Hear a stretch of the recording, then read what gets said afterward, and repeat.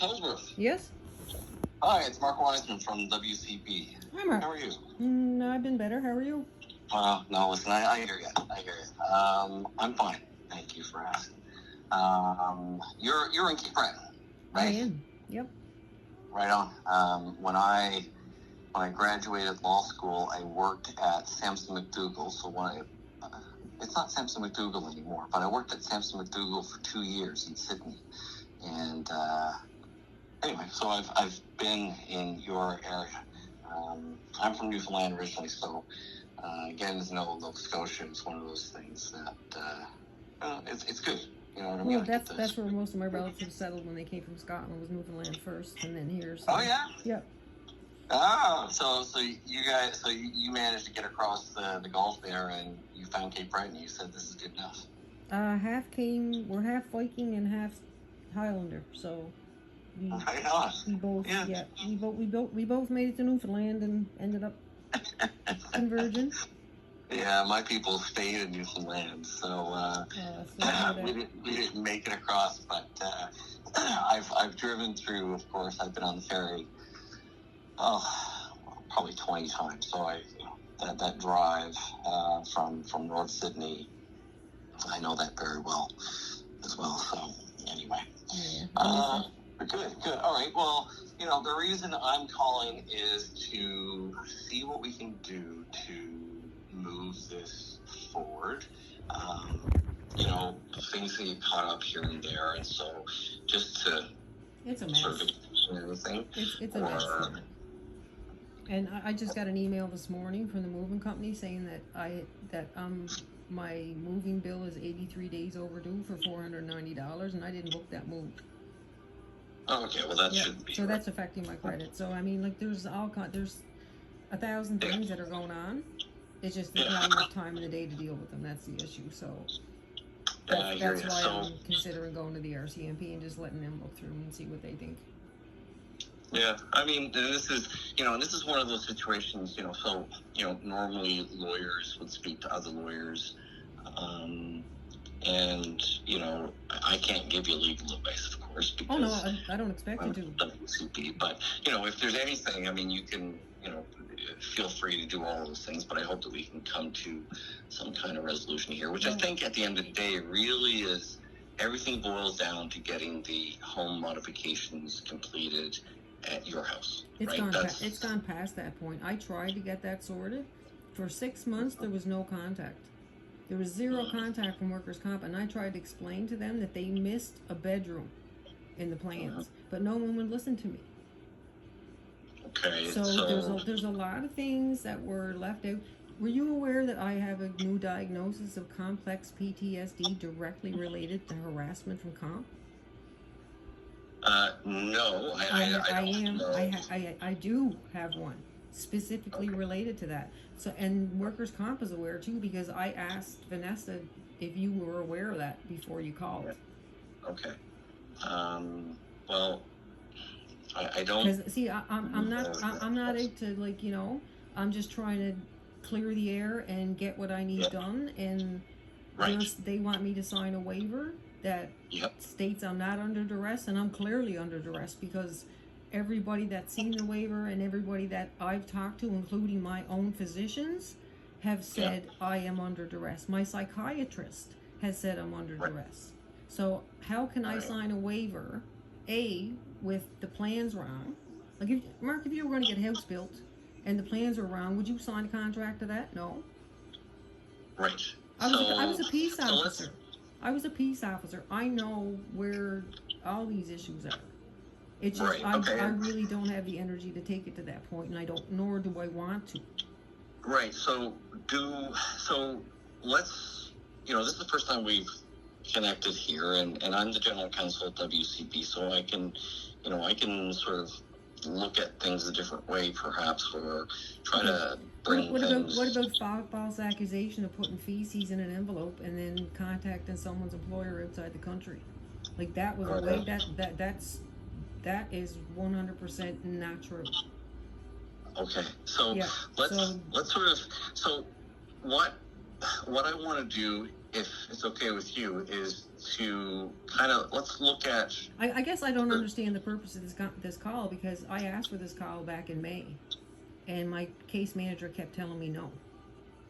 Okay, so I guess what I'm saying is that there are home modifications that need to be made at your home, and the first issue that needs to be dealt with, and let's sort of look at these sort of step by step and what the issues are, and then we'll knock them off one at a time. Okay, but can we start back at the Airbnb when I was sick and they were moving me out? Can we start there? No. Okay. Those are issues that can be discussed, but if we're looking at the main, I want to get back to the crux of everything here, which is there are home modifications that need to be made at your home, and the first issue that seems to be before us is that the plans are incorrect. Yep. We can't do anything until the plans are updated and fixed. Right? And that's what I tried to tell them, and they still wouldn't go with that. So then I had a waiver. Then I had a waiver shoved down my throat. So if it's the plans that need to be updated, have we identified what needs to be updated? And then the question becomes, because there's policies and procedures that the organization has to follow, right? The workers have to follow here. Yeah. And so we need to ensure that the changes to the plans are in accordance with the requirements. And I believe WCAT, so the Workers' Compensation Appeals Tribunal, has weighed in on this and identified what needs to happen. Yeah. So are we I'm expecting another tribunal date any time now on this exact issue.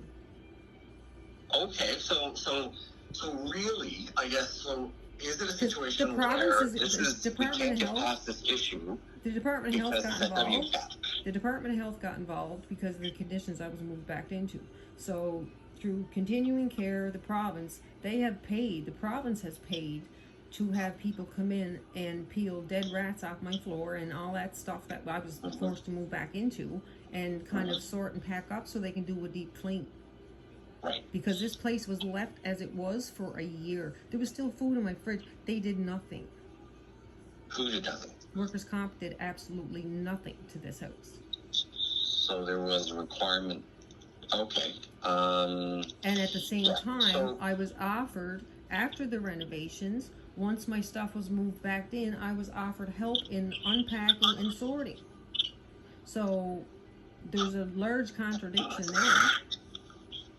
So for me, as of now, it's cost the province $5,000, and we barely put a dent into it. All they wanted was to make it relatively safe enough that I could live here, because my dog died since I come back here. Oh, okay. Yeah. Okay, sorry. Very quickly after moving back into this house, and she was only 8. Right. And that's a whole other subject I'm not willing to get into right now, but will come up later. Okay. So if the renovations happened... Yep. Are we talking renovations that they're willing to provide? You moved out like a year ago or so, right? So at some point you were moved out of your location, your home, into an isolated location, a very isolated location, because it was the only place that was available, and I was given a week to find a place. I was after the OT assessment happened, I was left in this house as it was for 2 years. And then when I said, you know what, I'm just going to go to the bank, get a loan, do the renovations that need to be done according to the OT assessment, and then appeal it and go after to get the money back. She said, you can't do that. And I said, well, that's what I'm going to do. And then the next thing you know, I had a week to find a place to live in the middle of a housing crisis in Cape Breton. Right. And you were put into an Airbnb. That was the only place available. Okay. And so you were there for a year. A year. Yeah. And so the intention was, I assume, that during that year, renovations would have happened at your that's home. what I was expecting, yes. But what happened? And so why didn't it happen? Because the first set of plans they did up forgot the middle bedroom, and I tried to tell them that I forgot the middle bedroom, but my case manager wouldn't listen to me. So the summer and into fall went by, vacations and all that stuff. I didn't hear from my case manager. Called me actually the day before my birthday last year, and I did not hear from her again until the end of October. Right. And I told her again then, because she was trying to get me to go ahead with the renos. I said, no, they're wrong. You're missing the middle bedroom. So they sent Ashley back down, and Ashley came down at Christmas time, just before Christmas, and I opened the door. I said, there, and she said, oh my God, we missed a whole room. So we went through the place. Me and Ashley went through the house. I showed her, this, that, other things, because this was the only, they're accusing me of purchasing the worst house I could find, and it just coincidentally happened to be across the street from my parents.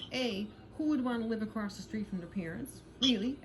Really, seriously, like, don't get me wrong, but who would want to live across the street from their parents? And B, this was the only house available, and there was houses for sale here with the windows boarded up for over $100,000.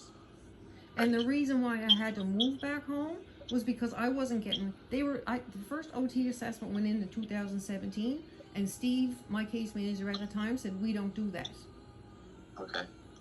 So this goes back to 2010. If they had done what they were supposed to do, I could be still living in my house in Halifax. I already started renovating on my own dime. So now, last year when you moved out of your home to have the renovations done. Yep. You moved out, but was there an understanding as to what was going to be done? So you say there was a bedroom missing. So yep, they came in. So they moved you out before you guys agreed on what the construction was going to be? Yeah. Okay.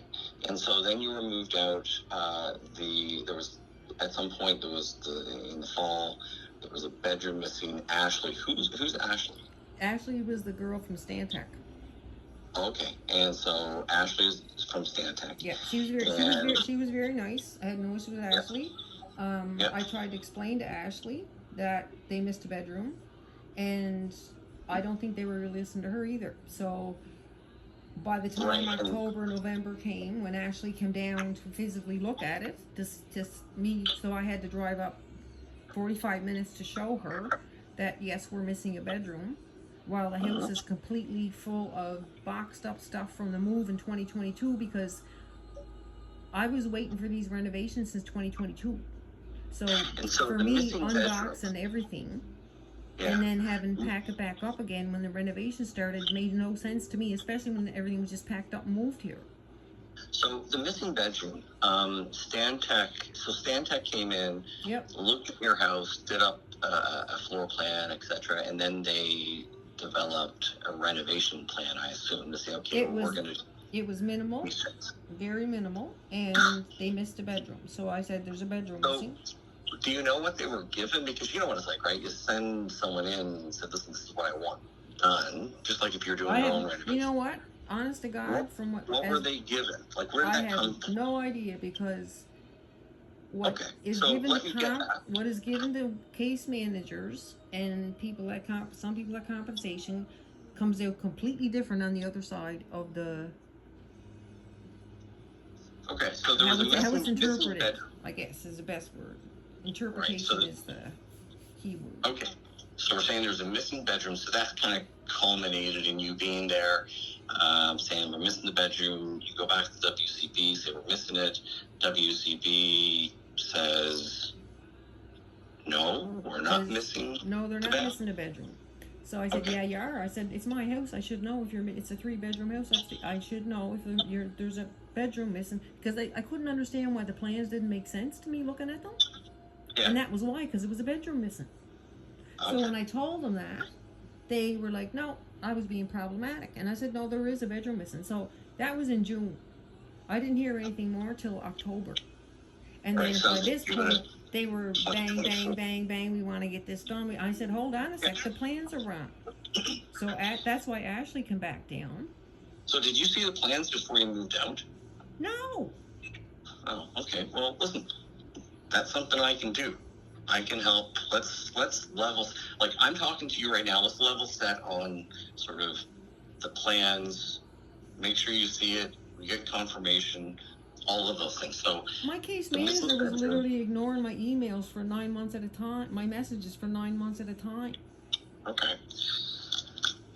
So you're in the Airbnb, the plans are wrong, Ashley from Stantec shows up, and really, I assume nothing really happened until the spring when, Well, and I don't know, but I know there was a waiver. When Ashley came down at Christmas time, we went through everything, and one of the recommendations that was recommended by my doctor and my psychiatrist was because I always use the front door, and in the winter, it's right in my living room, and they said, why don't you use your back door?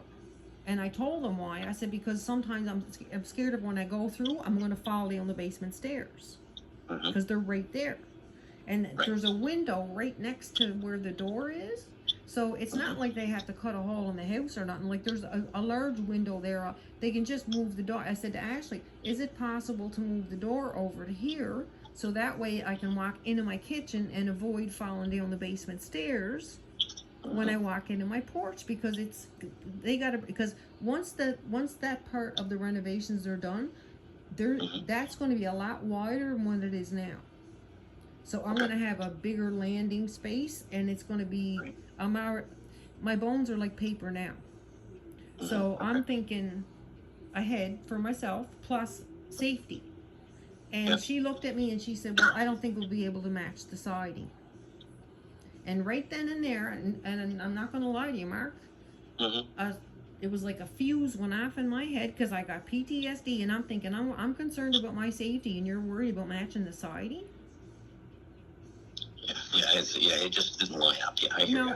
So not being from here, once they decided, okay, we're going to go ahead and we're going to do this, this, and this, because I was away for living in Halifax. I had a whole different life up in Halifax for 20 years. Okay. That I had to leave and come back home here because I wasn't getting the support I needed up there. Right. So when I come home, when I need stuff done, what most people post on Facebook, has anybody dealt with this company, especially if it's construction or anything, because people need to know, right? So when I posted about whoever was doing my renovations, I got a lot of good responses, but I got some private messages that were quite concerning. So I contacted Ashley, and all I said to Ashley was, make sure that there's a porta potty out there, because apparently these guys like to urinate in people's yards. Yep. So this is the contractor. Aaron Lee Lewis, or whoever it was. And Aaron Lee Lewis is actually, they were a contracting company here years ago, and they sold the name. So it's name, and then they contract out to a bunch of other people. Oh, I understand what you're saying. So that's how it went. So that's why I wanted to know, because being from here, I knew they had a good reputation, but I also knew they sold. So I needed to know who's going to be doing the work on my house. So, and a woman sent me a video from those Ring cameras, because everybody's got them, of her telling the guy, please don't urinate in my yard. And he said, well, tell him to get a porta potty next time, as he urinates against her tire of her car. Really? Yes. So that's where I had the issue. So when Ashley's calling me about the knobs and all this stuff, I said, you guys are more concerned about siding. I said, I don't care about paint. I said, I don't care about any of that. I said, actually get the guy that pees in the driveway to paint my walls. That's what I said to her. I did, because I'm a Cape Brightener, and if you're that's how we are. So I told her, I said, get him to paint like a mirage or something on the walls. Yeah. And before they cleaned this place out, they were supposed to clear this place out. There's Cracked Armor down in the valley, does a lot of PTSD stuff for first responders and stuff. They've been following this very closely. And they wanted to get footage of the conditions that I was left to live in for 2 years, because there is a documentary being made. So they wanted to get footage because I and them didn't trust comp to come in one day and say, okay, we'll be in tomorrow to clear it all out. And that might have been the day I had my infusions, and I couldn't be here to, you know what I mean? Okay, so I wanted to make sure there was footage of the conditions I was left to live in before they cleared it out. And that was the only cameras, that was it. That was all that was mentioned. And then all of a sudden, this waiver turned into me being on the premises, recording. My parents live across the street, for God's sake. Trust me, my mother's 83 years old. She got nothing better to do than look out the window. Oh, I hear you. Listen, I hear you. Same back So home. why would I need that? So they turn me, try to make me look at it like this monster, and then all this stuff and this, that, and everything else, and they're still getting, the plans still aren't right, and they're trying to tell me that we talk to the contractors and they know where the differences are, so everything's good, and they expect me to trust them. All right.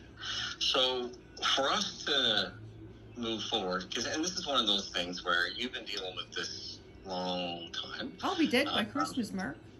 So, well, I will be. I'm not joking, and this is not dark humor. This is nothing. I'll be dead by Christmas. I'm 88 pounds. I'm 88 pounds. Yeah. Oh, listen, and this stress and everything else is not helping. I hear you. You know what? You're frustrated. I'm here to help insofar as I can fine tune, what we're doing here. Between the two of us, let's figure out what the next step is, and then I will do that only if you have my best interest in mind. Because up to this point, no one. The only people that have are my medical team. Yeah, no, I hear you, and and this is, and so so let's have that. It's important to have this conversation as well, right? My role and my job is to ensure that the policies and the legislation is followed. And that's it, right? My obligation to WCB and to the province and to workers and employers is to ensure that the policies and procedures are followed, the legislation is followed, that we're transparent, that, we do all the things that we're required to do. I am a lawyer, right? And so my job is to represent WCB. Now, that being said, doing the best for WCB in lots of instances is helping the worker find their way through issues and helping you understand where there might be some issues insofar as communication or understanding. And if we can have a good conversation like this, it's a lot easier for me to go back and say, all right, here's how we can move to the next step. Mm-hmm. That's why they had their roundtable session meetings, and that the two main concerns out of most of the ones I was at on Zoom and that I attended was that lack of empathy from comp and case managers, and that never showed up in the report at all. And Mary Lloyd, none of them would sign off on anything. Nothing was signed off on. And as of last week, doctors have the right not to treat an injured worker. They have a right not to sign paperwork, and if they do, they don't get paid. My pain doctor in North Sydney, he's leaving because of all this. Yeah. We're losing the best pain doctor we've got in Cape Breton because of all this stuff. Right. Yeah. So I don't know how it's in the best interest of anyone, really. Well, the best thing, I think the best, well, I can't tell you what. Other than the investors and stakeholders, that's it. Well, getting the home modifications done is in the best interests of everyone. But what we're saying here, number one, is let's nail down exactly what those home modifications are insofar as the plans. Right? Well, getting the home modifications is a yes. Right? They were recommended by the OT, but they were denied, and then they started with one part of it. See, this is the REMO. They'll get a full report, and they'll go one with, if 10 things are recommended, well, we'll approve one, and then you got to fight for 2, and then you got to fight for 3, and all things were recommended and needed, and then by the time the tribunal comes, either the person's dead, is given up, or they win, and by that point they need more, because it's like if you don't change the oil in your car, this is the best way I can explain it. You're driving along and the car engine light comes on, and you just keep driving it. Yeah. And the next thing you know, the wheels are falling off. Now, a case manager would expect to pull into a garage and say, my engine oil light come on, I want my